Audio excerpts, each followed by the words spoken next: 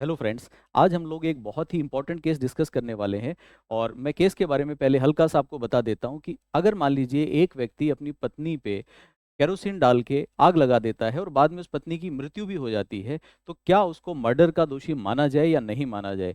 इसी संबंध में आज हम लोग पढ़ेंगे कि सुप्रीम कोर्ट का इस संबंध में निर्णय क्या रहा। अगर आप इस संबंध में जानना चाहते हैं तो वीडियो के अंत तक बने रहिएगा।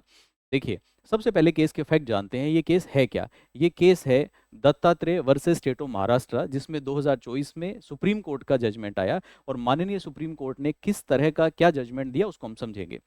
देखिए, ये जो दत्तात्रेय नाम के व्यक्ति हैं, इन्होंने सुप्रीम कोर्ट में अपील फाइल की। इनके ऊपर अपनी पत्नी के मर्डर का चार्ज था और इन्होंने अपील फाइल करके अपने आप को इस केस से मुक्त कराने की या बरी कराने की मांग की।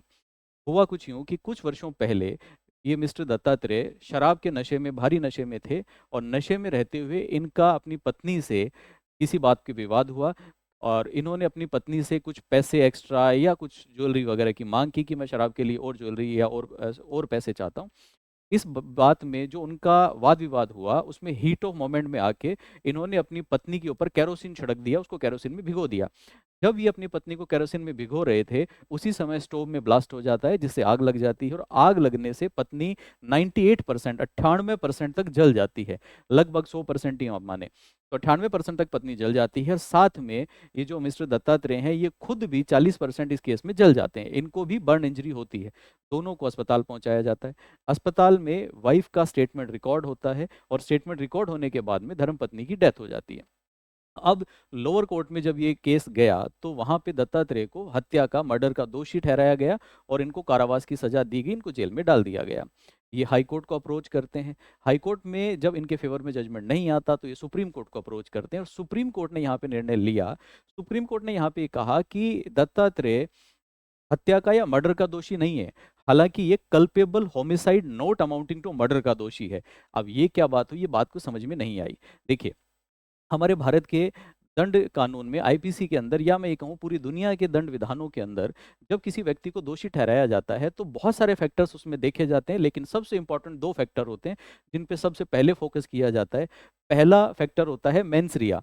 मेंस रिया का मतलब होता है, हम ये देखते हैं कि सामने वाले व्यक्ति की, जिसको दोषी ठहराया जा रहा है, जो अपराधी है, उस व्यक्ति की मानसिकता क्या है, क्या उसकी आपराधिक मानसिकता है या नहीं, क्या वो मन से उस अपराध को अंजाम देना चाहता था या नहीं। और दूसरा हम लोग देखते हैं एक्टस रियस, जिसको हम लोग बोलते हैं, उसका एक्ट देखते हैं कि उसने कृत्य क्या किया।